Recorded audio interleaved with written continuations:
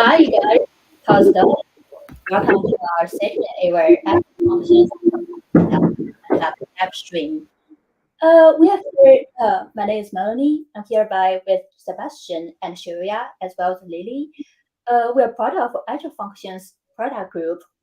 In case you don't know, every month we're doing a live stream like this at the third Tuesday at 10 a.m. So be sure to check out your calendar and mark that so you can join us every month. You won't be missing anything. Today, we'll be talking about our capabilities and features which will help you to unlock the potential of Agile functions. In the past, we worked a lot to enable the newer versions of .NET on Agile functions.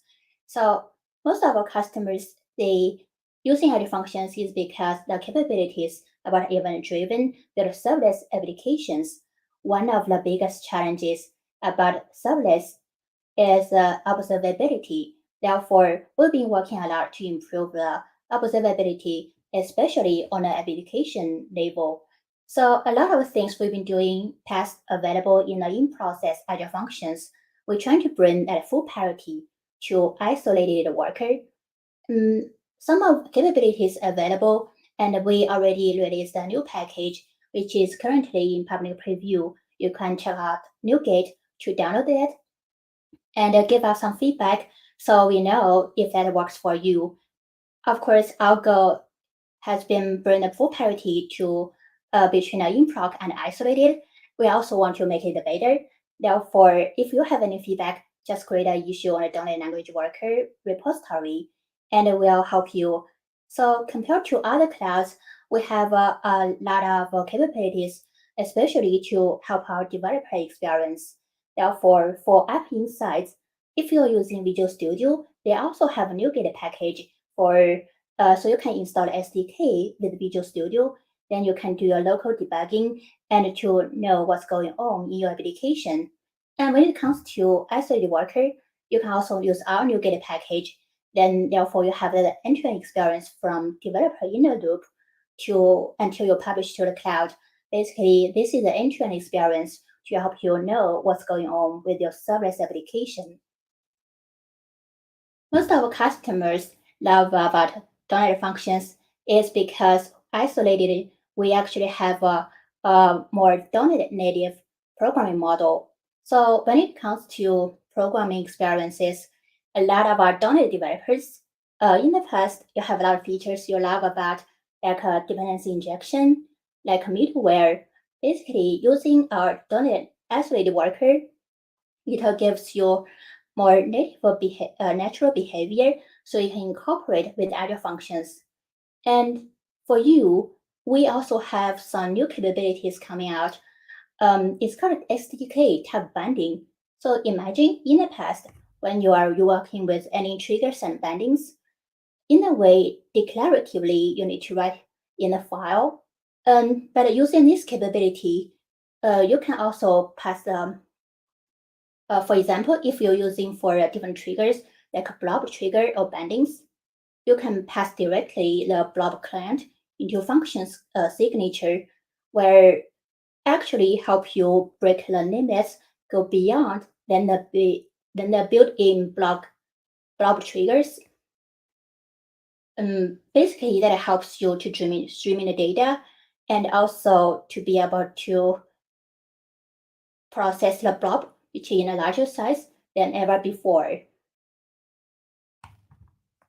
So this capability currently is in public preview, and you can check all the different samples on our GitHub repository. For triggers and bindings, of course, the programming model we all loved about.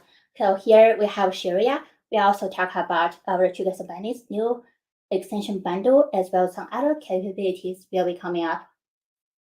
Shreya, do you want to talk about a little bit about our triggers and bindings? Yeah, awesome. Thank you so much, Melanie. So we do have some cool announcements for triggers and bindings. First, we're really excited to announce the V4 bundle has been in GA. It was announced several months ago. And if you haven't already had a chance to try out this new bundle or upgrade your existing function apps to the newer bundle, we do recommend that you do so. Extension bundles are really for non.NET languages to consume the extensions. And specifically with V4, we've introduced support for the newest Cosmos DB extension. So we do recommend upgrading, especially if you're in a lower version like V2, the extension bundle. You may not be able to take advantage of features like managed identity and also extension specific newer features that have been added with newer releases of the bundle. We also want to share that the SQL trigger is in public preview. So if you do have a chance to try it out, or if you've already had a chance to try it out, please let us know what you think and give us your feedback. And yeah, that's kind of the main things that I have for triggers and bindings. Awesome. So with those updates, we know in the past, Azure Functions has been recognized as your best tool to build event-driven architecture as well as service applications. With the newest version of .NET, as well as the capabilities we've been enhancing for application insights, SDK type binding, that actually will help you to take advantage of the greatest and newest of .NET, as well as innovation from Azure Functions. And so about 2020, what about 2023? So we all know 2023 is set for a big year for AI. And a lot of our projects will be involved data. We will work with data more and more. And we do have a lot of things happening in the area. If you want to build a stateful workloads, Azure Functions also has an extension. It's called durable functions. And so I want to actually add also related to the chat.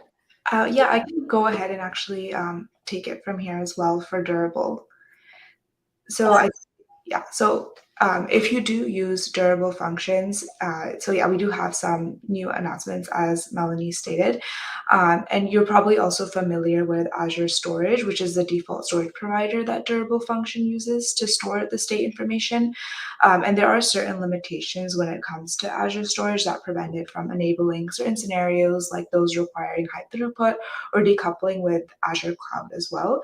And because of this, we've recently released the general availability support for two other storage providers, and this includes Netherite and MS SQL. And this will help actually open up those scenarios for customers who do use Durable. And with that, I'm actually really pleased to announce and to introduce our special guest, Sebastian. And he's a senior principal researcher from Microsoft Research, and he's been working really closely with our team from the very beginning in the design and development of these new storage providers, especially Netherite. And from here, Sebastian can take over and talk to us in more detail about Netherite and MS SQL for Durable. One more thing here, because I noticed here the notes from me. Basically, for durable functions, we need to know in terms of language support, it also supports .NET isolated worker for all available .NET stacks currently available in isolated, including .NET 6, 7, as well as .NET Framework 4.8, which is currently in GA, and the part of entity will be coming up soon. And for a lot of big data processing scenarios, usually a lot of language comes into Java. We also currently support Java for durable functions, and it's in GA state. And for all the stateful workloads, of course, storage is a very important component. Therefore, I would welcome Sebastian to talk about the new storage providers for durable functions from here.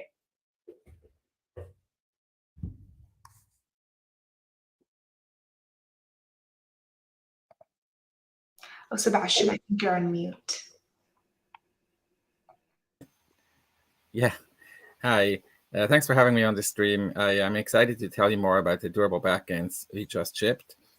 So I will go back a little and tell you sort of what the motivation was and how these new backends change things, hopefully, for you. So the new backends start with the premise that we actually really like the durable functions model that we have today. So the programming model lets you define these orchestrations, activities, and entities And I think it's popular, and it's also a very powerful model to write serverless applications in general. So this is the starting point where we're starting this. But there are some issues with it. It's the original implementation.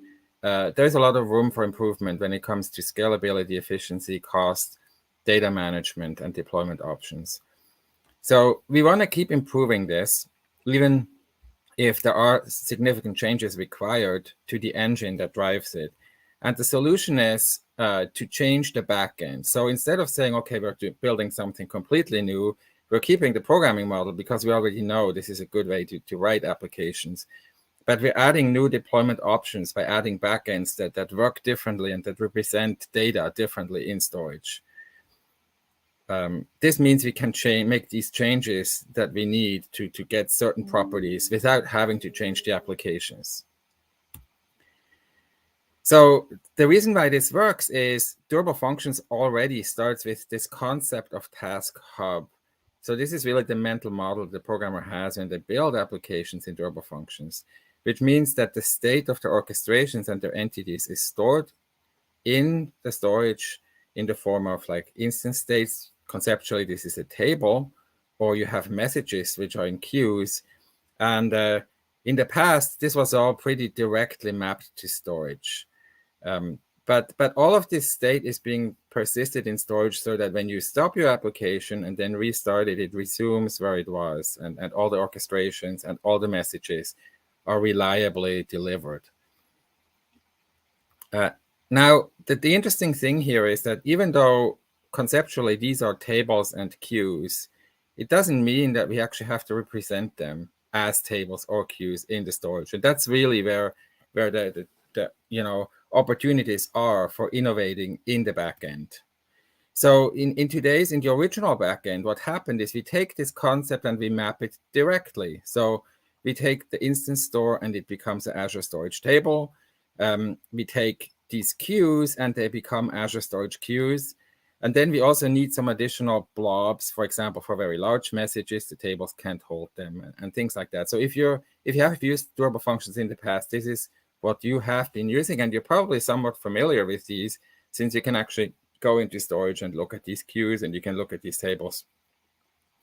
Now, the thing we want to change or give you more options for is the disadvantages of what is the Azure storage backend not good for. So one of the biggest problems here is a single orchestration will go to storage many, many times. So you have to dequeue messages, you have to update the instance states. And so overall, the number of storage accesses becomes a limit on your throughput because Azure storage will only let you do so many transactions per second. Another issue is that the queues do not support long polling, which means your application will have to, sort of toggle between a more slow polling, in which case you get long delays, or you do a frequent polling, but then you get higher transaction costs. And then the third thing that isn't quite right with Azure storage is that you have additional enterprise requirements such as backup, restore, disaster recovery, all those good things that people want sometimes, which are not out of the box easy to support with the Azure storage backend. And finally, obviously, the Azure storage backend is built on Azure storage, so you need Azure storage to run it. So if you don't want to use Azure storage, then you can't use this backend. So to address these disadvantages, we have two new backends. So you may ask, why two? Why not one? Well, it's because we can't simultaneously solve all of these problems. So the two backends really sort of partition these problems into two groups and address them separately. So for the netherite provider, the idea is that we're going for throughput and scalability and cost. So in order to do that, what we do is we use Azure Page Blobs as our underlying storage, and we use Azure Event Hubs for connections. For the MySQL provider, we use a SQL database. So this is basically saying, let's not reinvent the wheel. Let's go with a database that already provides lots of functionality. And then we can just connect to that. So those are the two philosophies behind here. And they both have their strengths. So the main benefits of the netherite provider is that we do get efficient execution and we can scale to large number of partitions. The benefits of the MS SQL provider is that we get SQL runs in lots of situations. So there's a lot of choices for where you want to run MS SQL. And you get all these flexible data management options that SQL offers, like the backup, like the disaster recovery, all those things, encryption and so on. You get those just because they come with SQL, and you can now use them. So those are the sort of the main two backends that we have. And I will now go in more detail into the first one of these. So in the Netherite backend, the thing that changes is we're not creating these tables and queues in storage. Instead, we're creating partitions. So we're creating, each partition internally has queues and tables represented, but they're represented in a different way that we can optimize the storage access for. The other difference is that we use event hubs for communication, and event hubs does support long polling. So we no longer have this ugly choice between, slow polling and fast polling, which really improves the latency. And the partitioning allows you to scale this to a large number of nodes. So we also wrote a paper about this, by the way. So you can think of this as a new database architecture for workflow execution. This is why we were able to publish a paper in a database conference. So let me give you an example of what that means in terms of throughput. So here is a same old example of durable functions used for orchestration with 5 activities executed in sequence, a simple sequential workflow. Now, if you execute this, right, let me show you how this speeds up compared to the original Azure Storage backend. If you're just running on a single machine, so on a single machine, you see 3 different groups here. One for EP1 plan, that's 1 virtual core. EP2 plan, 2 virtual cores, and EP3 plan, that's 4 virtual cores. So in each of these cases, so even on a single core, you see that there's a double the throughput between Azure Storage and Netherite. And that gets more extreme as you add more cores. So on the EP3, which has 4 cores, you now get actually over 4 times the throughput of a single, of the Azure Storage one. And this is only on a single node. So it gets more extreme when you go to multiple nodes. So here's the same example, but we're looking at multiple nodes. So we're taking 12 nodes, again, on all of these 3 plans. And what you can see here now is if you look at the Azure Storage performance, it really kind of stops really going up. So even if on EP1, I have 99 orchestrations per second on my 12 nodes, and say I want to speed this up and I go to EP3, well, it doesn't go up very much. It just stays in the same general area. And that is because we're seeing the limitations of scalability that the Azure Storage provider has. But with Netherite, that limit isn't there. So you can see even if I go and I pay for a more expensive plan with more cores, I actually get that much more throughput. So here the difference at the end is pretty extreme. So if I run 12 EP3 nodes, I get 10 times the throughput on Netherite than I got on Azure Storage. Okay, so now let's take a little break and see if there's any questions so far. Well, for the chat, I don't see many questions here, but I hear this presentation, and because I've been doing also some stateful workloads, and this year, as I said, is a big year for AI. So Sebastian, would you like to talk about what is the main use cases and I think the most beneficial using durable new backend or those data intense workloads? Yeah, I think there's a lot of questions to ask about how this interacts with AI. I think generally there's 2 directions to ask. One is, can we execute workloads for AI more efficiently? The answer is maybe yes, but so far we haven't really focused on this particular workload. That would be probably something where we would look at Python and GPU capable machines, which has not been the focus. So that's a good future direction to focus on.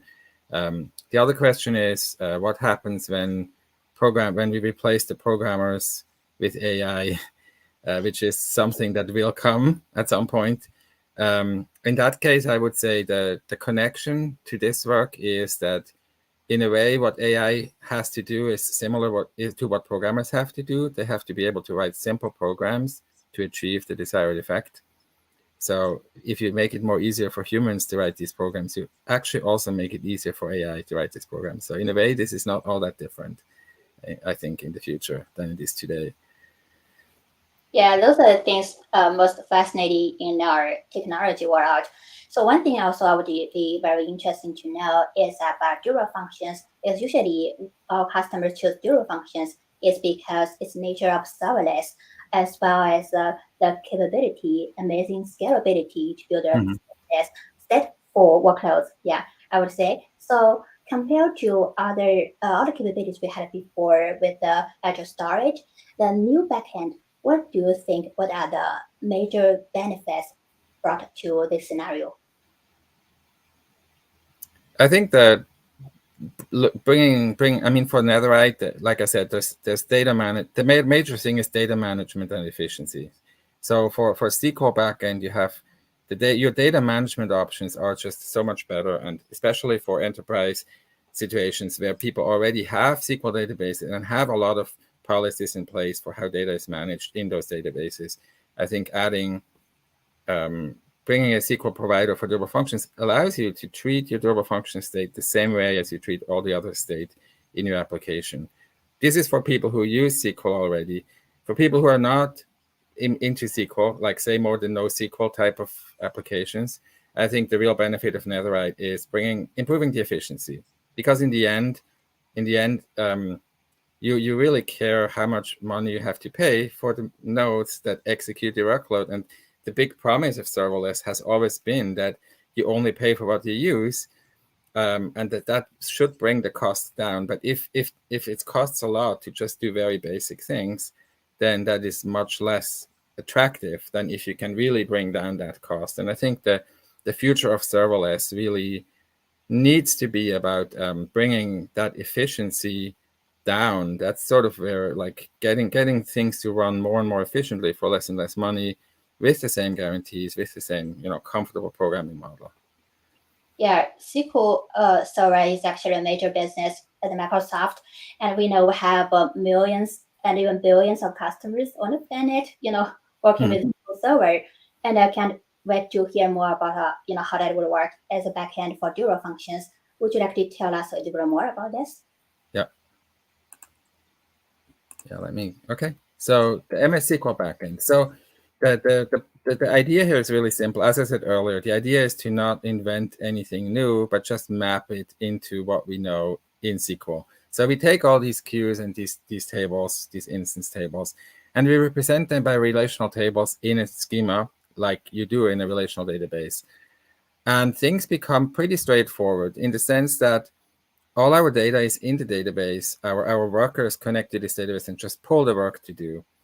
And so because of that simplicity, because we use SQL, so we get the benefit of all the good things that are already available in the SQL environment. So you have the option of choosing between on-premise or edge devices. You can run this on Linux Docker containers. You have a serverless tier for Azure SQL database, which is probably relevant in this context, just because if you're doing serverless, that's probably what you're going for. You can also run MS SQL on providers that are not Microsoft sold, which is good if you're trying to have an escape route. Not that you will ever need to do that, but it's good to have it.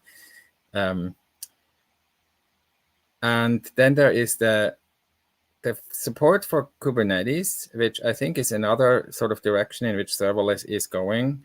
For some customers, they want to run everything on a Kubernetes cluster because of the ecosystem that they get in that setting. And so MS SQL works well with this because it has a Kata scaler that you can connect to it. So those are all the good sort of environmental benefits of using MS SQL.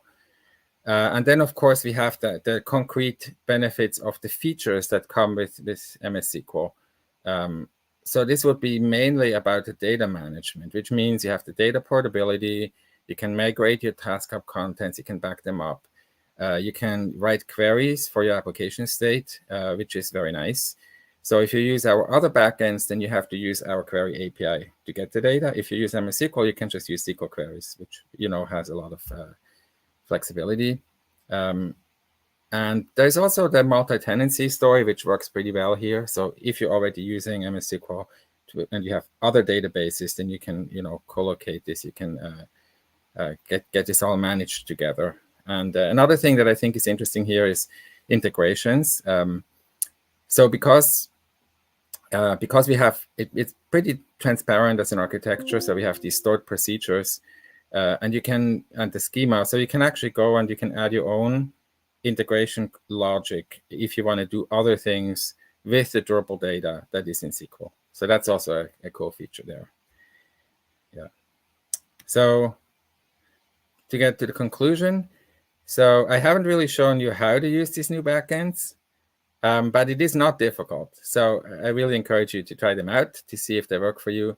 What you do is basically you get the NuGet package, you change one line in host.json, you need the resources, just such as an event hubs namespace or a SQL database, depending on which provider you take. And you need a connection string, and then you can just run your application on the new backends and see how they work. And we have a detailed quick start for each of those cases available in MS Docs. Yeah, so that concludes my presentation. So I'm happy to take any questions. Yeah, so as we are introduced to different backends for durable functions, Sebastian, do you have any recommendation in terms of the best practices and the choice between NetNet and MS SQL, as well as some other best practices you have on mind to help our customers? Yeah, so far there is not a whole lot yet that I would tell you right off the bat that I haven't already said. So yeah. One thing our customers are asking is about the cost. So would you like to share a little bit of what you know about Literate and MS SQL? And one thing I mentioned is for SQL, because our customers, if they already have a SQL server in place and it runs everywhere, so it's very easy to integrate with your other components within the enterprise. So I think for the cost, if those customers want to onboard a new storage provider into their existing solutions, what is the best practice here? Yeah, so this goes into more depth than I have. I haven't gone and used the MS SQL provider much in any concrete setting. So, but I'm sure that, there's community resources to access, and there's all kinds of chats and websites to go to find out more about that. When it comes to cost in general, I'm reluctant to give you actual numbers, of course, because that depends on so many things. But I think for SQL, it will be whatever choice of SQL you use. So it depends on that mostly. For Netherite, I think the main benefit is that when you scale, so for Netherite, you pay the event hubs throughput units, which has a minimum cost per month. So if you want the absolute cheapest, that is not it for like the lowest scale. But as soon as you have actual load on your service, and as soon as you try to like determine my cost really has to do with how many nodes have to be running to support my scale, at that point you start saving money with Netherite because you just need fewer nodes to support the scale. And that's particularly true if your orchestrations and entities and so on perform short activities. So a lot of, depending on the workload, some workloads are very CPU intensive and all they do is like number crunching, then the difference might not be so great. But if your activities are short, like you're making IO calls, things like that, then the difference is pretty significant. Yeah, this is a very good insight here. So basically, it's based on use case scenario as well as what's in place. If you want to onboard a new service, basically Literate and SQL should be both the top choice for you. And if you already have SQL Server in place, and you can also leverage SQL Server, so this is very easy for customers to just use existing solution. Then they can just work with your functions there. And then it's also the nature of your workloads. If that is the CPU intense workloads or IO or memory consuming workloads, basically this is basically based on the nature of workloads your plan to run on durable functions working with those storage providers. It's really awesome. Thanks. So if you guys want to get started, we do have detailed quick start here. And also you can leave your feedback if you try out a feature and anything you want to share. Please feel free to create the issues on the GitHub repository. And we go to the last one. We also provide the two different resources for our customers. And basically, Sebastian, go to the next slide. Thanks.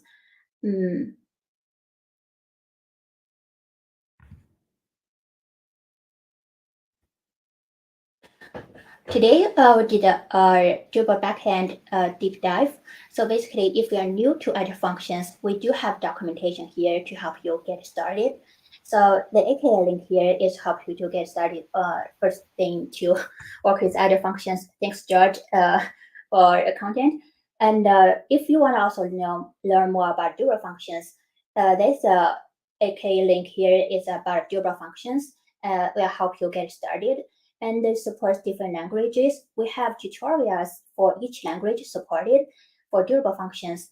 Of course, today we have a very limited time window. We also had some technical issue in the beginning, but Sebastian did a good presentation about the backend about durable functions. So if you have any new content you want to hear from us, we are here for you on every third Tuesday at 10 a.m. for you. So please feel free to comment down below if you have any questions. And thanks very much to the community and for all the issues we have and for all the content we prepared. I hope that be useful for you guys. And thanks for the comments. And if you don't have any other questions, of course, we always will be here to answer your questions if any. Please mark your calendar for next community stand-up. It's going to be third Tuesday in April. And with that in mind, we'll see you guys in the next one.